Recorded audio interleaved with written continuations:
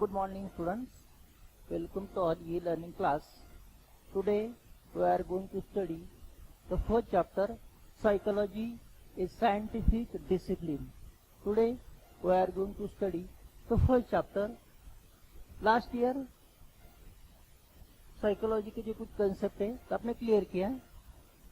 In first chapter psychology definition, branches of psychology, learning, motivation, emotion, perception, attention, memory, etc.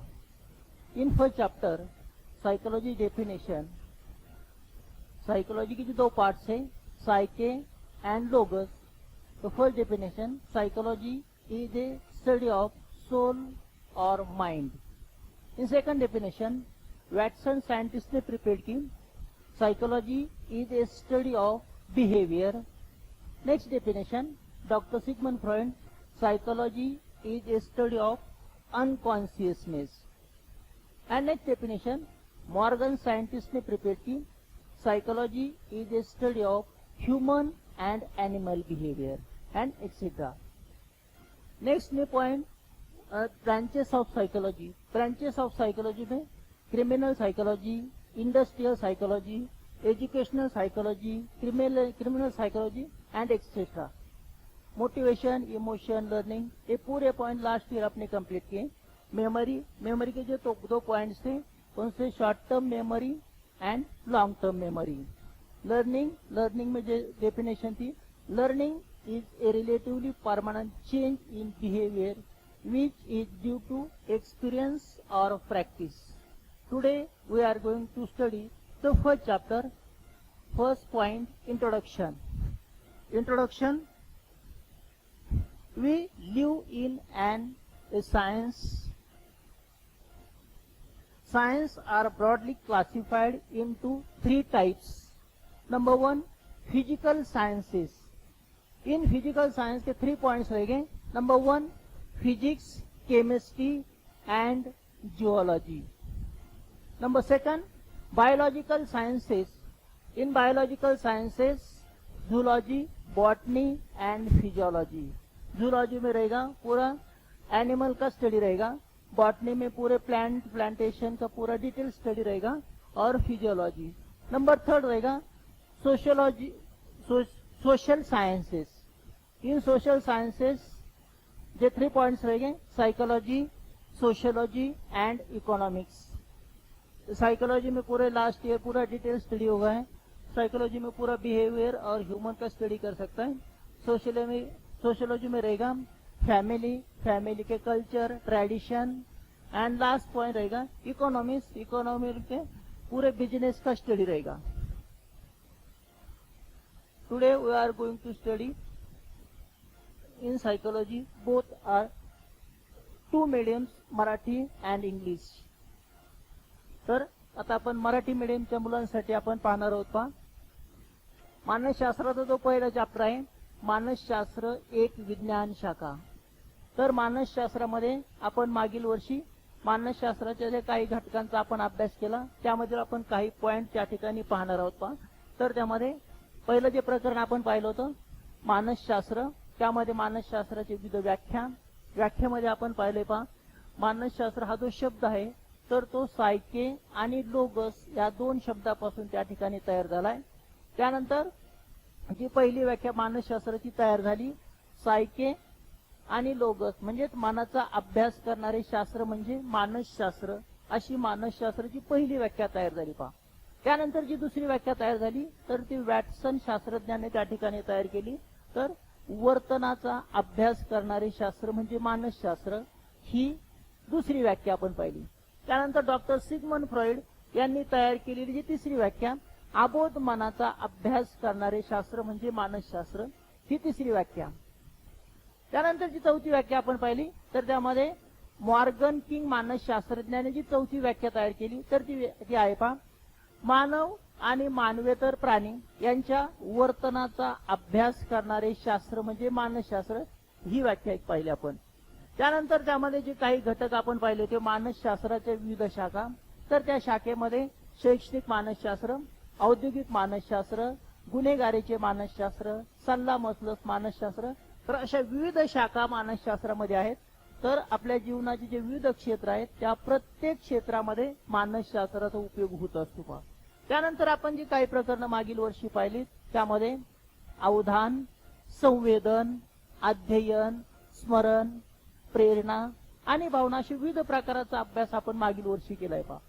तर त्यामध्ये जर आपण पाहिलं अध्ययन या प्रकरणामध्ये आपण काय पाहिलंय तर अध्ययन कशा प्रकारे करायचंय.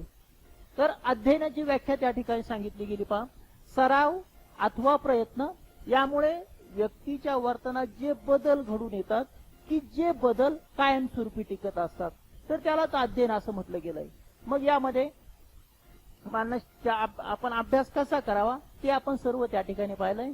त्यानंतर स्मरण किंवा स्मृती या प्रकरणामध्ये स्मरणाची व्याख्या, त्यानंतर त्याचे प्रकार, हे सर्व घटकांचा अभ्यास आपण मागील वर्षी केला. त्यानंतर आता आपण जे आपलं पहिलं प्रकरण आहे मानसशास्त्र एक विज्ञान शाखा, तर त्यामध्ये प्रस्तावना सांगितली गेली पहा.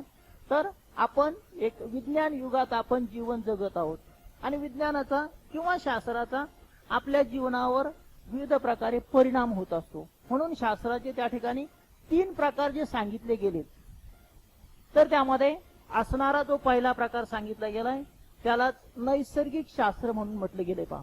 तर या नैसर्गिक शास्त्रामध्ये जे 3 उपप्रकार सांगितले गेलेत तर त्यामध्ये आहे भौतिक शास्त्र, रसायनशास्त्र आणि भूशास्त्र. जो दुसरा प्रकार सांगितला गेलाय त्यामध्ये जे जैविक शास्त्र आहे तर जैविक शास्त्रामध्ये देखील काही घटकांचा समावेश केला गेलाय. त्यामध्ये प्राणी, वनस्पती आणि शरीरशास्त्र. तर प्राणीशास्त्रामध्ये प्रामुख्याने प्राण्यांच्या वर्तनाचा किंवा अंतर्गत जे पार्ट्स असतात त्या सर्व पार्टचा अभ्यास प्राणीशास्त्रामध्ये केला गेलाय. वनस्पतीमध्ये वनस्पतीचे जे विविध प्रकार असतात त्या सर्व घटकांचा अभ्यास त्यामध्ये केला गेलाय. आणि त्यानंतर तिसरा प्रकार त्या ठिकाणी शरीरशास्त्र. शरीरशास्त्रामध्ये शरीराचा संपूर्ण अभ्यास, शरीराचे जे विविध अवयव असतात त्यांचं जे कार्य असतं, त्यानंतर विविध प्रकारच्या ग्रंथी असतात त्या सर्व घटकांचा अभ्यास शरीरशास्त्रामध्ये केला गेलाय. त्यानंतर तिसरा प्रकार सांगितला गेलाय पहा सामाजिक शास्त्रे. तर सामाजिक शास्त्रामध्ये मानसशास्त्र, समाजशास्त्र आणि अर्थशास्त्र असे 3 प्रकार त्या ठिकाणी सांगितले गेलेत पहा. तर हे जे 3 प्रकार आहेत तर त्यामध्ये असणारा जो पहिला प्रकार सांगितला गेलाय मानसशास्त्र. तर मानसशास्त्रामध्ये आपण पाहिले की मानव आणि प्राणी यांच्या वर्तनाचा अभ्यास त्यामध्ये केला जातो पहा. त्यानंतर जो दुसरा प्रकार आहे सामाजिक शास्त्रे. तर सामाजिक शास्त्रामध्ये कुटुंब, कुटुंबाचे प्रकार आणि त्यानंतर आपण आपला समाजाशी कशा प्रकारे संबंध येत असतो, प्रत्यक्ष अप्रत्यक्ष, त्याचा आपल्या वर्तनावर कशा प्रकारे परिणाम होत असतो या सर्व घटकांची माहिती आपल्याला सामाजिक मानसशास्त्रामध्ये पाहता येते. त्यानंतर जो आपण तिसरा घटक त्यामध्ये पाहत होतो त्याला अर्थशास्त्र म्हणून संबोधले गेले पहा. तर अर्थशास्त्रामध्ये विविध घटकांचा अभ्यास त्यामध्ये केला गेलाय.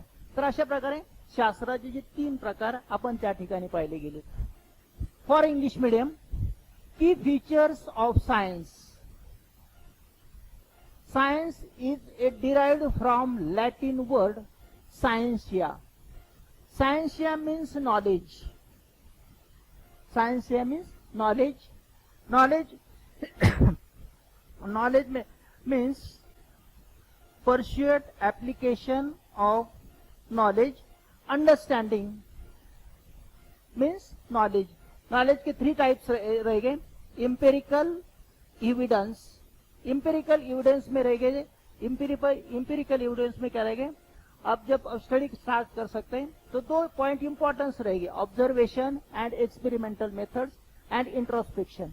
ऑब्जर्वेशन मेथड्स में जो थ्रू 2 सब पॉइंट्स रहेंगे, direct method end indirect methods. Direct methods में रहेंगे तो आप ग्रुप में इन्वॉल्व डायरेक्ट हो सकते हैं.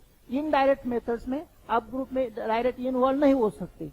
ऐसे ऑब्जर्वेशन मेथड आप क्या कर सकते हैं, यूज कर सकते हैं. एक्सपेरिमेंटल मेथड में क्या, आप पूरा एक्सपेरिमेंट कर सकते हैं. एक्सपेरिमेंट कंप्लीट करने के बाद आपको जो कंक्लूजन आपको मिलता है ये कंक्लूजन 100% ट्रू रहेगा. एक एक्सपेरिमेंट आपने आज पूरा कंप्लीट किया आफ्टर 8 डेज सेम एक्सपेरिमेंट आपने किया तो कंक्लूजन सेम आ सकता है। लेकिन ऑब्जर्वेशन मेथड में ऐसा नहीं हो सकता कि आज आपने पूरा ऑब्जर्वेशन कौन से भी पॉइंट के ऊपर किया, आफ्टर 8 डेज सेम इंफॉर्मेशन आपने कलेक्ट की तो थोड़ा सा भी चेंज हो सकता है। इसलिए इंपेरिकल मेथड्स में ये ऑब्जर्वेशन, एक्सपेरिमेंटल मेथड्स ये इंपॉर्टेंस रहेगा। Next, second, objectivity.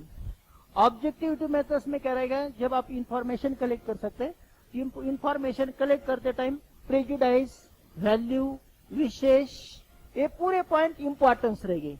Prejudice means अपने माइंड में कोई ये पॉजिटिव निगेटिव थिंकिंग्स रहेंगे तो आप क्या कर सकते हैं, इंफॉर्मेशन कलेक्ट करते टाइम निगेटिव थिंकिंग रहेंगे तो निगेटिव इंफॉर्मेशन आप कलेक्ट कर सकते हैं, लेकिन पॉजिटिव थिंकिंग रहेंगे तो पॉजिटिव इंफॉर्मेशन आप कलेक्ट कर सकते हैं।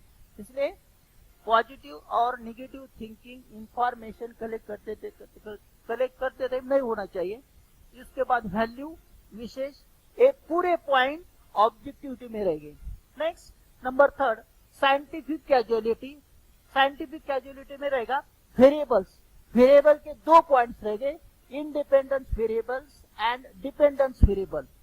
इंडिपेंडेंट वेरिएबल्स में क्या रहेंगे, पूरे कॉजेस रहेंगे। इंफॉर्मेशन कलेक्ट करते टाइम जो कॉजेस रहेंगे तो कॉजेस का जो अलग अलग रीजंस रहेगा उसका पूरा स्टडी इंडिपेंडेंस वेरिएबल्स में रहेंगे।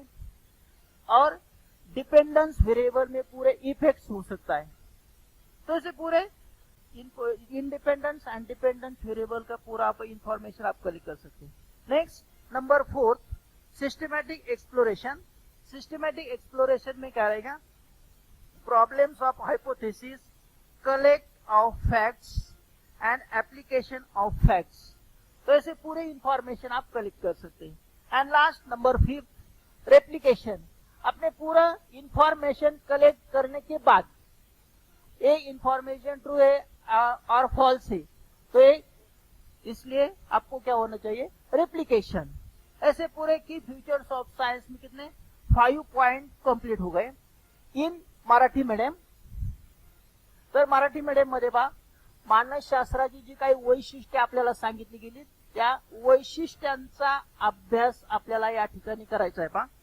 तर त्यामध्ये तो अभ्यास करत असताना जी काही वैशिष्ट्ये सांगितली गेली शास्त्राची, तर त्यामध्ये शास्त्र म्हणजे काय, तर सायन्स या लॅटिन शब्दा, सायन्स हा जो शब्द आहे तर या शब्दाची निर्मिती लॅटिन भाषेतील सायन्शिया या शब्दापासून झालेली आहे पहा। आणि सायन्शिया म्हणजे काय, तर त्याला ज्ञान असं म्हटलं गेलंय। तर ज्ञान संपादन करणे, ते समजून घेणे आणि व्यवहारात त्याचा कशा प्रकारे उपयोग केला जातो, तर या सर्व गोष्टीला ज्ञान असं म्हटलं गेलंय पहा। त्यानंतर जी वैशिष्ट्ये सांगितली गेली त्यामध्ये 4 ते 5 वैशिष्ट्यांचा समावेश केला गेलाय।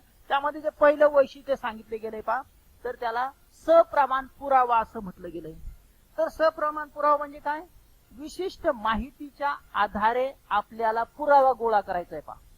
तर पुरावा गोळा करत असताना 2-3 महत्वाचे घटक त्या ठिकाणी सांगितले गेलेत। तर त्या घटकामध्ये निरीक्षण, प्रयोग, आत्मनिरीक्षण हे 3 पॉइंट महत्वाचे सांगितले गेले। तर निरीक्षणामध्ये काय सांगितले गेलंय, तर निरीक्षण हा जो घटक आहे तर आपण निरीक्षण करत असताना एकूण 2 घटकांचा त्या ठिकाणी वापर केला गेलाय। निरीक्षणाचे 2 प्रकार सांगितले गेलेत पहा, प्रत्यक्ष निरीक्षण आणि अप्रत्यक्ष निरीक्षण। प्रत्यक्ष निरीक्षणामध्ये एखाद्या समूहामध्ये आपण प्रत्यक्ष सहभागी होत असतो आणि आपण त्याचं निरीक्षण करत असतो। त्यानंतर अप्रत्यक्ष निरीक्षण। अप्रत्यक्ष निरीक्षण म्हणजे काय, तर ज्यांचं आपण निरीक्षण करत आहोत त्यांच्या ते लक्षात येता कामा नये पहा, तर त्याला अप्रत्यक्ष निरीक्षण असं म्हटलं गेलंय। आणि त्यानंतर प्रयोग। तर प्रयोग म्हणजे काय, तर नियंत्रित वातावरणात केले जाणारे सुबद्ध निरीक्षण, त्याला प्रयोग असं म्हटलं गेलंय पहा। आणि मग प्रयोगामध्ये जे विविध प्रकारच्या घटकांचा समावेश होतो पहा। तर उदाहरणार्थ जर आपण एखादा प्रयोग केलेला असेल आणि आज प्रयोग केल्यानंतर आपणास जे निष्कर्ष मिळतात तेच निष्कर्ष, तोच प्रयोग आपण काही कालखंडानंतर म्हणजे 8 दिवसानंतर, 15 दिवसानंतर किंवा 1 महिन्यानंतर तोच प्रयोग आपण केला आणि तेच निष्कर्ष जर आपल्याला वारंवार मिळत असतील तर तो प्रयोग 100% सत्य आहे असा निष्कर्ष त्या ठिकाणी आपण पाहत असतो पहा. म्हणजे निरीक्षण पद्धतीपेक्षा प्रायोगिक पद्धतीमध्ये सत्यता वस्तुनिष्ठता अधिक प्रमाणात असलेले आपल्याला दिसून येते. त्यानंतर वैशिष्ट्यामध्ये जो दुसरा प्रकार सांगितला गेलाय तर त्याला वस्तुनिष्ठता म्हणून संबोधले गेले पहा. तर वस्तुनिष्ठतामध्ये एक 2-3 घटक महत्वाचे सांगितले गेलेत. त्यामध्ये विश्वास, पूर्वग्रह, इच्छा, मूल्य हे घटक महत्वाचे सांगितले गेले. तर त्यामध्ये पूर्वग्रह एक महत्वाचा घटक सांगितलं गेलं पहा. तर पूर्वग्रह म्हणजे काय, एखाद्या घटकाविषयी आपल्या मनात जे विचार असतात ते विचार धनात्मक स्वरूपाचे असतील किंवा ऋणात्मक, मग ज्या घटकांविषयी आपले जे मनात विचार असतात त्याला अनुसरून आपण आपलं मत व्यक्त करत असतो पहा. आणि मग जर विचार नकारात्मक असतील तर आपण नकारात्मक विचार व्यक्त करतो, सकारात्मक असतील तर सकारात्मक विचार आपण व्यक्त करत असतो. म्हणजे पूर्वग्रहाची आपल्याला थोडक्यात आपल्याला व्याख्या सांगता येईल. पुराव्याच्या आधारे आपण जे मत व्यक्त करतो ते नकारात्मक किंवा सकारात्मक असतात, त्याला पूर्वग्रह असं म्हटलं गेलंय. आणि त्यानंतर माहिती गोळा करत असताना आपला त्या माहितीवर त्या ठिकाणी विश्वास असणं गरजेचं असतं. त्यानंतर ते करत असताना आपली इच्छा किती प्रमाणात आहे हेही महत्वाचं असतं पहा. त्यानंतर त्या ठिकाणी जे मूल्य असतात, जे सांस्कृतिक रूढी परंपरेने जे आपल्याला नियम बंधने घालून दिले असतात त्या सर्वांचं पालन करणं आणि त्यानुसार माहिती गोळा करणं. तर अशा प्रकारे जी माहिती आपणास त्या ठिकाणी मिळत असते तर त्या माहितीलाच वस्तुनिष्ठता म्हणून त्या ठिकाणी संबोधलं गेलंय पहा.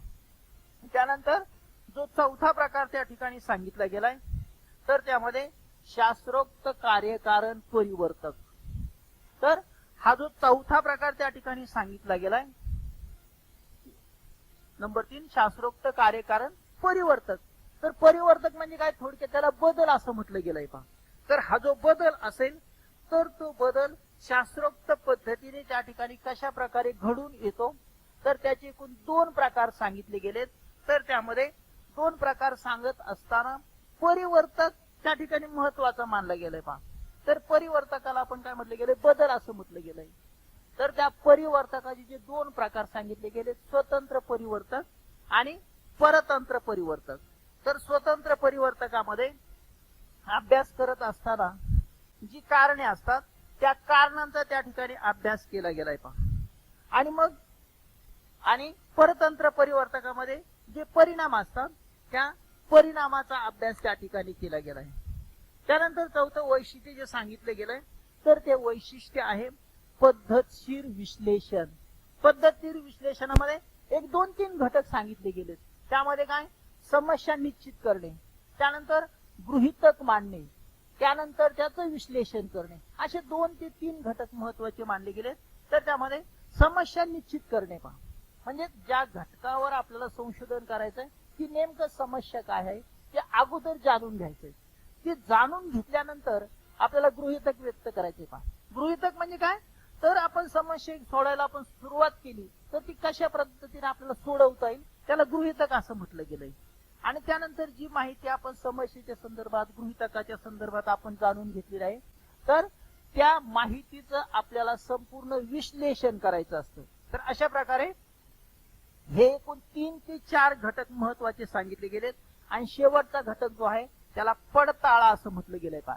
पडताळा म्हणजे काय, आतापर्यंत आपण जे 4 ते 5 वैशिष्ट्ये त्या ठिकाणी आपण पाहिली तर ती वैशिष्ट्ये पाहत असताना जी माहिती आपण गोळा केली पहा तर ती माहिती सत्य स्वरूपात आहे किंवा नाही ती जाणून घेणे, म्हणजेच माहिती सत्य आहे की असत्य आहे ही जाणून घेण्याची जी प्रोसेस असते तर त्याला पडताळा असं म्हटलं गेलंय. तर अशा प्रकारे वैशिष्ट्यामध्ये 4 ते 5 घटक आपण त्या ठिकाणी पाहिले गेले for English medium. Next new point, history of psychology as A science. History of psychology of science. तर अशा प्रकारे हा एक नवीन मुद्दा त्या ठिकाणी आपण पाहतो. History of psychology as A science, branch of philosophy until 1870. 1870 तक साइकोलॉजी का पूरा स्टडी फिलॉसॉफी सब्जेक्ट में हो सकता है. 1817 के बाद साइकोलॉजी का सेपरेट स्टडी स्टार्ट किया। 1879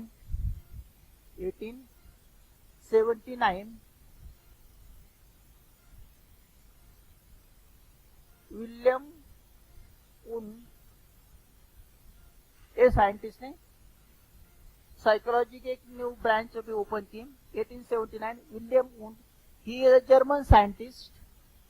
That time he opened the first laboratory in Germany at Leipzig University. तो जर्मन साइंटिस्ट ने 1879 में जर्मनी में क्या लिप्जिग यूनिवर्सिटी में एक फर्स्ट लॅबोरेटरी ओपन की फॉर मराठी मीडियम। मानसशास्त्राचे जे त्या ठिकाणी इतिहास सांगितला गेलाय पहा, तर मानसशास्त्राच्या इतिहासामध्ये त्या ठिकाणी जो पहिला मुद्दा सांगितला गेलाय, तर 1870 पर्यंत मानसशास्त्राचा जो अभ्यास होता, तर तो अभ्यास स्वतंत्र नसून तर तो अभ्यास तत्वज्ञान या शाखेमध्ये त्या ठिकाणी केला गेला होता।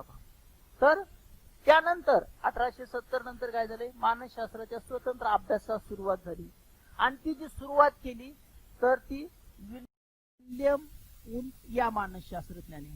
आणि त्यानंतर विलियम वुंट मानसशास्त्राची सुरुवात केली तर त्यामध्ये 1879 मध्ये मानसशास्त्राची पहिली प्रयोगशाळा जर्मनीतील लिप्झिग या ठिकाणी तयार केली गेली। तर अशा प्रकारे 1870 पर्यंत तत्वज्ञान शाखेशी मानसशास्त्राचा संबंध होता। 1870 नंतर सेपरेट अभ्यासाला सुरुवात झाली। 1879 मध्ये मानसशास्त्राची स्वतंत्र शाखा विलियम वुंट मानसशास्त्रज्ञाने जी प्रयोगशाळा त्या ठिकाणी स्थापन केली।